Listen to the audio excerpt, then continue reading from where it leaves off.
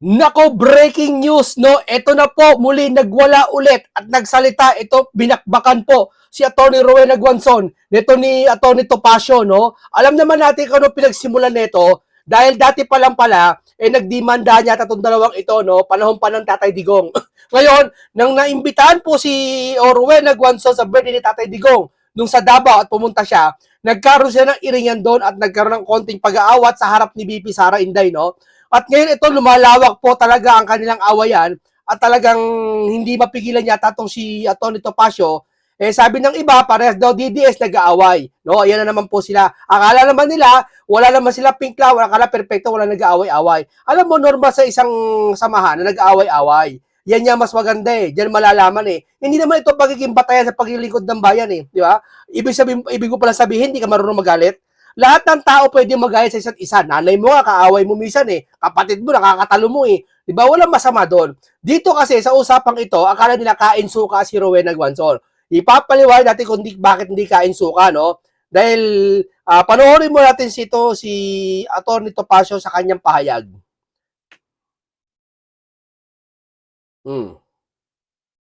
Dilawang diyan.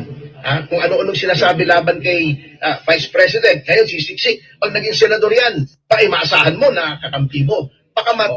Ang kasalanan niya ay sa sambayan ng Pilipino. Kung tatakbo siya at siya ay mananalo, ibig sabihin pinatawad na siya. Ganun lang po. Wala pong personal ito. Bagamat nagkasuhan kami, sa ngayon ay may kaso siya na grand. Kung ano-anong sinasabi laban kay Vice President, ngayon sisiksik. Pag naging senador yan, teros tayo o mabongbong Marcos. Ayoko ng hypocrisy in all shape, manner, or form. Para sa akin, number one, gusto niyang tumakbong senador, pero siya yung lumabag sa batas, kaya nga hindi siya nakaupo dun sa ating House of Representatives dahil yung kanyang pag-substitute ay labag sa batas, pinalusot niya, hindi naman siya nakalusot sa Korte Suprema. Number two, yung pinagsasabi niya kay VP Sara, kay Pastor Kibuloy, at sa mga ibang mga personalities, ewan ko kung yun ay dapat patawarin o hindi sapagkat Ako, para sa akin, Atty. Topacio, para sa akin, politika na naman to eh. Ang pakinabang naman ito, hindi naman sa inyo eh. Hindi naman kung kayo nung DDS o kayo nung pulahan o kayo nung pinklawan eh. Ang pakinabang naman ito, taong bayan eh. Totoo lang. Ako nakikita ko performance ni Rowena Guanzon eh. Para sa akin ha, kahit may magkakaaway kayo, walang problema eh. Di ba? Kung talaga nagkakasama loob kayo, walang magagawa. Para sa akin ha, si Rowena Guanzon nakadeserve sa pagiging senador. Tingin ko lang ha, kasi sa tapang niya at papapanagot niya yung mga sistemang bulok, at tingin ko, maano niya talaga, papapanagot niya. Siguro galit talaga si Atty. Topacio sa nangyari, pero wala tayong magagawa dyan, igalang natin yung galit niya. No, pero sa tingin ko, ito bago tayo magpatuloy hindi kain suka itong si Rowena katulad ng sinasabi ng iba. Ito, panoorin natin to panoorin natin to. Sabi niya nila makabagong si Rowena Guanzon, makabagong Miriam Defensor. Maari. Dahil akala matalino si Miriam Defensor. Matalino. Pero bakit si Guanzon? Di ba natin nakikita na matalino? Ako nakikita ko matalino si Rowena Guanzon. Nakikita ko. Hindi lang pagiging abogado sa marami, alam sa batas niya. Pati yung pananalita niya, pati yung mga katwiran niya, nakikita ko. Diba? Kaya pag ito nanalo, pwedeng maging Miriam Defensor. Tama si Dr. Richard Mata eh. Ang sabi, we need another Miriam Defensor is the Senate. That is no other than any Rowena Guanzon. Tama. Kasi ang Rowena Guanzon, Marcoleta, mas masahol pa nga eh. Di ba? Grabe to si Senator Marcoleta. Talagang binabakbakan niya yung mga kukups-kups dyan sa Senado eh. No? Ito may babae. Pag ito nagtambalan Rowena Guanzon at Marcoleta, nako, tapos. Tapos ang issue. Di ba? May pananagutin talaga. Imagine lang. Si BP Sara Inday ang Vice President. Tapos si Marcoleta ang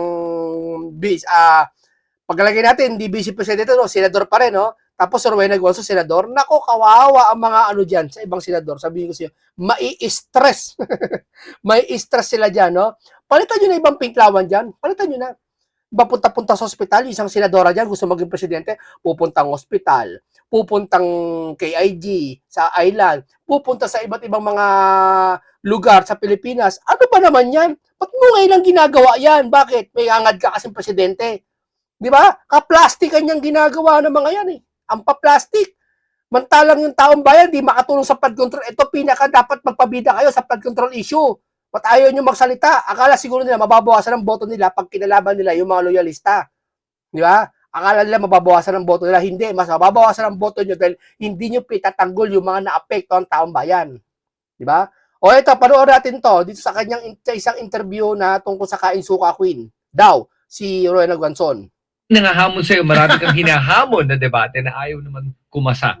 Oh. Hindi, si Kiko Barzaga kasi, substitute lang yan eh. Sa totoo lang. Yung una kasi dapat, Ang unang hinamon ko talaga, dahil nagwala siya sa Rockwell, was si Rowena. Duwagzon. Si Rowena, Kainsuka Queen, Buanzon. kain suka o kain tae? Doon na lang tayo sa Kain suka ba yan? kasi, ano tayo, medyo, ano pa tayo. Hindi, tsaka ayoko ng kain tayo kasi ang point ko sa kain suka, hypocrite si Guanzon. Sinasabi niya, kain suka daw ang mga pinklawan Yeah. tsaka mga dilawan. Eh, ano ngayon. siya? Siya yung kain suka. Totoo. Ay, hindi ho. Pasensya na ako, hindi Kainsuka si Rowena Guanzon. Si Rowena Guanzon may pagpakumbaba. Ibig nyo palang sabihin, ang tao nagpakumbaba, Kainsuka.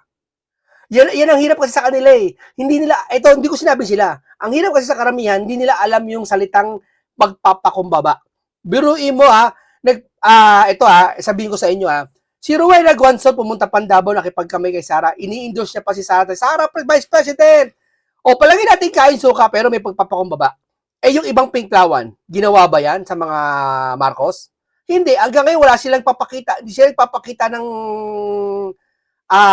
nang nag-sorry sila kay Marcos. Marcos, sorry binanatan ka namin dati na lahat, pati tatay mo binanatan namin Hindi kayo na gano'n. Yung ibang nagpaparamdam lang na kumakampi sa Marcos. Bakit? Sa pamamagitan ng pagkatanggol. Sa anong paraan? Halimbawa, may korupsyon, no? Hindi naman, paglagay natin, hindi naman kasama, wala naman kinalaman si Junior dyan, no? Yung korupsyon nila na tumulong sila yung mga pinklawan. Di ba? Anong sabi ng Pangulo? Mahiya naman kayo. O, yun ba hindi ka tutulong sa sabi ng Pangulo bilang ikaw ay pinklawan ka, hindi ka tutulong? Wala, tahimik sila eh. Maingay sila sa impeachment. Di ba? Nagsalita ba sila tungkol sa korupsyon? Hindi. Maliban doon sa sinasabi, panagutin, ikulong na yan. Yun lang yun. Sino ikulong? Yun. Si Sara pa lang gusto ata. Pero kung sabi, pag siya mo, ikulong na yan. Hindi lang si Sara, kundi pati yung nangyayari ngayon ng bilyon na kurakot na sambayan sa sambayan ng Pilipino. Di ba? Eh wala eh. Ano nangyari? Diba? Kaya hindi Kainsuka si Rowena. Si Rowena, at least sinasabi niya, yung mali niya, Robin, dati nagkaaway ko, pero okay na kami ngayon. Si Sara, pero nagpapakumbaba. Pero ito ba, ibang pinklawan ba, nakitaan kayo ng ganyan? Hindi ikaw yung ibang pinklawan ba, nakitaan ng pagpapakumbaba? Wala kami nakikita. Samantalang si Rowena Guanzon may magpapakumbaba namin nakikita. Kaya hindi Kainsuka si Rowena Guanzon, kundi may pagpapatawad sa kanyang ginagawa. Sa kanila hindi. Yung sinot niya ng hypocrite. Sino ngayon ang hypocrite? Di ba? Ate si Rowena Guanzon umaamin, nagkamali before. Eh yung mga ibang pinklawan umamin ba? O sino ngayon? Yung tunay. Ayaw niya sa SMNI noon. Nasa SMNI siya ngayon. Ayaw niya Ako rin eh. Dati ayoko sa SMNI eh. Ayoko rin kay Kibuloy eh. Pero nakita ko yung puso nila mabuti para sa tao. Kaya gusto ko na sila eh. Ako ba, hipokrito ako? Hindi. Marunong ako magpatawad. Di ba hindi katulad nila? Baka di sa katulad ng alam niyong pinklawan. Hindi lahat Sen Robin noon for Vice President or for Senator. Kay Senator Robin siya ngayon. Ayaw niya kay Duterte noon. Pinapa-disqualify niya. Nung Comelec Commissioner siya, ngayon, pinupuwi niya si Duterte. Bakit, sir? Okay lang ba? Hindi ba pwede yun, sir, na dati mong kasalanan, nagbago ka?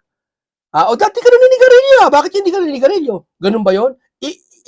Ipanunokso mo pa sa akin? Ipampupuntos mo pa sa akin dati kong ginagawa? Di parang ganun? Diba? Dati ako makasalanan, hanggang ngayon gusto mo makasalanan pa rin ako? Dati makasalanan ka, ba't ngayon nagsisimba ka na? Parang ganun eh. Di ba? Pakialam mo, nagbagong buhay ako eh. Naimasmasan ako sa mga pinagagawa ko dati. Yung kasama ko pa yung ibang pinklawan eh, di ba? Parang ganun eh. Siya nagsabi niya na, Fiona, Ximenet, tsaka kung ano-ano pa, corrupt, si Sara Duterte noon. Ngayon sabi niya, wala daw problema sa COA, dating COA commissioner ako, maniwala kayo, yung confidential funds, walang kwenta. Bakit siya sumama kay Shelo Magno? Yes. At kay Barry Gutierrez doon sa Wag Kang Kukurap na movement to abolish and question the confidential funds of Bongbong Marcos, kasama siya. And Sara Duterte. Bakit ka nag-file ng letter? Diba? Nagkamali lang yun. Hindi siya kainsuka nagkamali. Siguro talaga yung paniniwala niya, pero naimasmasan siya. Ay. So, siya yung kain sukat. So, that's why I prefer to use the exact word na ginagamit niya. Yes. Ayoko ibahin kasi para ibalik sa kanya, ikaw ang Hindi. kain sukat. And Hindi, sir. Hindi kainsuka siya. May papakumbaba siya eh. May papakumbaba siya eh. Sige nga, tapatin nyo. Ano kalagayan nyo ngayon? Ano ba talaga posisyon nila? Hindi ikaw. Yung mga pinklawan, tapatin mo nga. Ano ba talaga posisyon nila? Ha? Sa Marcos sila o sa pinklawan? Sabihin nila sa taong bayan. Ay, hindi sa taong bayan. Dahil kung sa taong bayan, alam mo may pananagutan ngayon ng mga mali-malita, hindi sila nangingialam. Kaya wag nila sasabihin. Kaya ang tanong saan ba talaga sila? 'Di ba? Yun ang hipokrito. 'Di ba? di lang tayo nagsasabi noon, pati DDS. Sinas- Pati si Topacio, tinawag siyang kaisuka. pati si Cardema. Yung iba lang yun kasi talaga hindi maiwasan. Si Cardema din. Na Pero kung malakas ka mag-isip, hindi ganyan. sa stage, yes, kasi Duterte Youth. Oo nga. Duterte Youth, pinaano niya, di Oo nga, ba? tama. Oo nga. Mortal na kaaway Oo niya yan, nga. nemesis niya yan. Pero sa same stage, sa araw ng Davao, nagsalita si Topacio, nagsalita si Cardema, nagsalita si Guanzon. At si Guanzon affected. Inamin niya. Sabi niya, Hindi meron siya affected, ano lang siya, sumagot lang siya sa ano ni Topacio, no? O, wag natin pakinggan niya, iyaan mo na yan. Dito tayo dito tayo kay Topacio, tuloy natin to.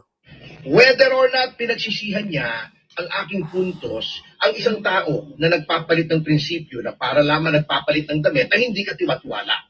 So, yun po ang aking mga issue sa kanya. Okay. Follow up lang po, attorney, halimbawa po kung lumapit po sa inyo si Atty. Ruel Guanzon at makikipag-ayos, handa po ba kayo makipag-ayos? Hindi, wala namang dapat ayusin Talagang hindi siya katanggap-tanggap sa akin as a person and as a Hindi, politician. respeto na lang kay Topacio kasi naging kasagutan niya dati yan Yung kanyang mga prinsipyo ay hindi po katanggap-tanggap sa akin because I do not like hypocrisy. Ayoko ng doble cara, ayoko ng traidor, at ayoko ng walang paninindigan na tao. Yan ang pride niya. Natin magagawa Jack. Kanya yan Ano kayo? Attorney, paano po pag kinausap kayo dalawa ni Attorney Guanzon ni BP para po magkaayos para sa maging kaalyado niya sa 2020 election? Yan ang magandang tanong. Wala pong problema kung si Binibining Guanzon ay endorse ng kahit sino, including VP Sara. Yan po ay prerogative nila. Ano po? Pero hindi ko kailanman ma-endorso si Binibining Guanzon, hindi ko maaaring sabihin na baliwala lang yung kanyang mga sinabi at lalong-lalong hindi po maaaring kalimutan yung mga ginawa niya po na para sa akin ay nagpapahiwatig ng lack of principle, lack of dignity, and lack of respect for the rule of law. Sir, excuse me, and ever po si Ma'am Guanzon na po mismo ang lalaki sa iyo at humingi po ng kapatawaran kung may mali siya, ano po ang masasabi? Wala siyang kasalanan sa akin kaya wala akong dapat ipatawad sa kanya. Oo, ang kasalanan niya ay sa sambayan ng Pilipino. Kung tatakbo siya at siya ay mananalo, ibig sabihin pinatawad na siya. Ganun lang po, wala pong personal ito. Bagamat nagkasuhan kami, sa ngayon ay may kaso siya na graft sa RTC ng Bulacan na aming isinampa. Oo, sa amin po, this is a matter of principle. This is not on a personal level. Kasi alam niyo po, hindi alam ng iba. Magkaibigan po kami. In fact, noong isang beses na nagkita kami sa COMELEC nung hindi pa nagkakagulong ito, niyaya pa niya ako magkape doon sa kanyang tanggapan. Ang sabi ko na lang, wag na po, Commissioner, kasi yung kaso, kaya ako nandito, may kaso ako, nasa inyong division, baka bigyan pa ng kahulugan noong ating kalaban ay nariyan. So, wag na po.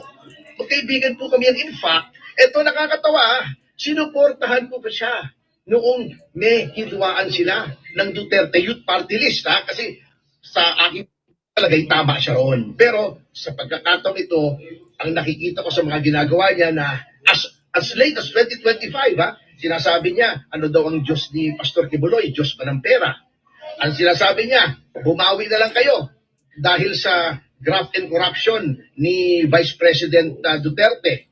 Ginagamit pa niya si Vice President Duterte para makakuha ng boto ng 2025. Natalo naman yung kanyang party list, di ba? Sabi, bumawi kayo, ako na lang iboto nyo.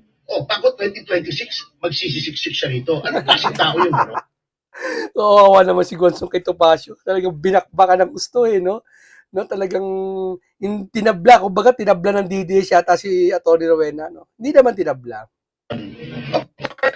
Kung yun ay patatawarin ng mga Duterte at siya'y tatanggapin, wala po sa akin yun. Hindi po natin pwedeng saklawan ang damdamin ng mga Duterte. Pero sa akin po talaga, para sa akin, irreconcilable ang differences namin. Kasi ayoko magkaroon ng isang senador na ganyan po ang ugali. Yan ngayon, dati, dilawang-dilawan. Kung ano-anong sinasabi laban kay Vice President, ngayon sisiksik. Pag naging senador yan, yan ba ay maasahan mo na kakampi mo? Baka Mariso Ontiveros tayo o Mabongbong Marcos. Attorney, may pangamba po ba tayo, attorney, na maging second Tolentino? Maari, hindi natin nga alam, kaya nga dapat tayo mag-ingat. Tignan natin yung track record. Ang importante po rito ay isang salita, consistency.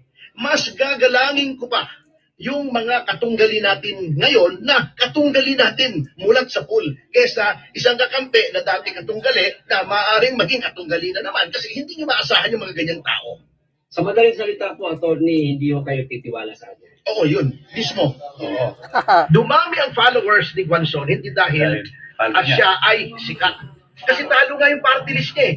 Dumami lang ang followers niya nung siya ay bumaliktad na at dumikit na dito sa mga DDS. So, she brings nothing to the table at baka masira pa tayo.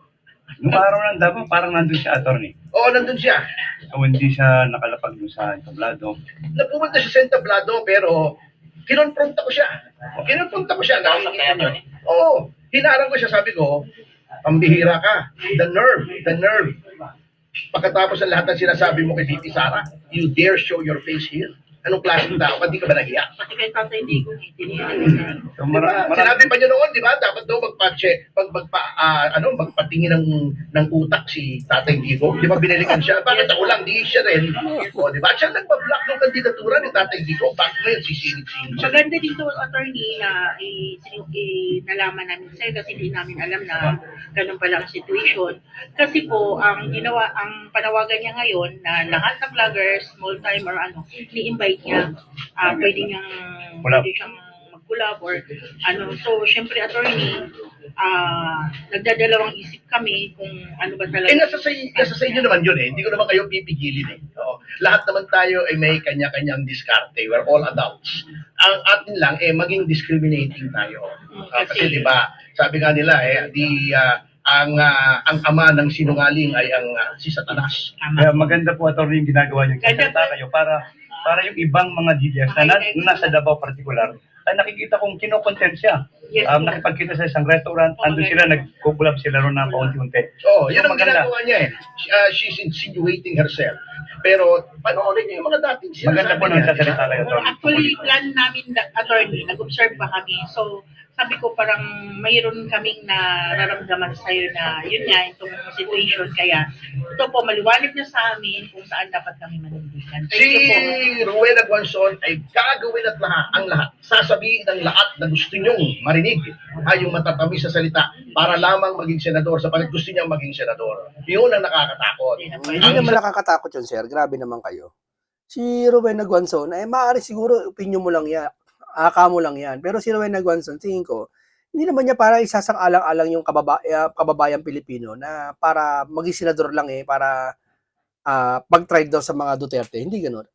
Tao na lahat ay gagawin para makuha yung kanyang hikain, kahit magsinungaling, magkulwari, magpa-cute-cute, nakakatakot na tao po yan. Para si BBM yan, di ba? Lahat sinabi, pinuri si Tatay Digong, ay hindi daw ipapapansinin yung ICC, di ba? Pagkatapos nung nasa poder na, baliktad na ginawa, inapi na si VP Sara, nakakatakot yung taong yan. Nangyari na sa atin. Otherwise, kung papauto tayo, at sasabihin talaga nung kabila, kita nyo, talagang mahihina yung mga DDS, madaling utuin. Papayag ba tayo sabihin na ututo naman pala yung mga yan, madali pala, malin lang yan di ba? Yun ang aking objection dyan. So, attorney, yung swift na movement ni Attorney Guanzon from Dilao to Dilao to DDS. Kasi ngayon palagi na siya Nandun pa rin. bumupuntot kay BP Sara. Ano naman po masasabi niyo dito sa mga pro-Dutertes na nagsasabi na, ano naman ngayon kung nag-shift na siya ng maka-Duterte na yung kanyang pag-iisip ngayon, na something na-realize niya yung pagbabago, kaya maka-Duterte na siya daw ngayon. Ano naman po masasabi mo sa kanya? Hindi ganun kadali yun eh. Balik rin natin. Halimbawa, mamaya lumabas ako rito, pumunta ako Malacanang. Sabihin ko kay Lisa Araneta, Ma'am, Panyera, tama pala si BBM, he's the greatest president ever. Magaling yan. Yung mga DDS, mali yung sinasabi Hindi, para sa akin niya. Topacio mali kumpara yun para sa akin medyo konti. Si Rowena wala namang ginawang kahindos-hindos na crime para salita lang naman siya kay Duterte na karaan, pati kay Sara eh. Wala siyang ginawa na masakit talagang sobra sa taong bayan. Tama. Siguro sa individual na politiko lang nasaktan niya. Sila Duterte, sila Sara, tinawag na Fiona. Pero yung talagang taong bayan na apektuhan, wala naman siyang ganun eh. Na minamali-maleta, hindi maimbestigahan. 'Di ba? Nagtatakip sa mga butas, wala mamamayan na nakapusta sa sitwasyon na to. Wala namang ganyan eh. 'Di ba? Kaya hindi pwede kumpara sa ganun.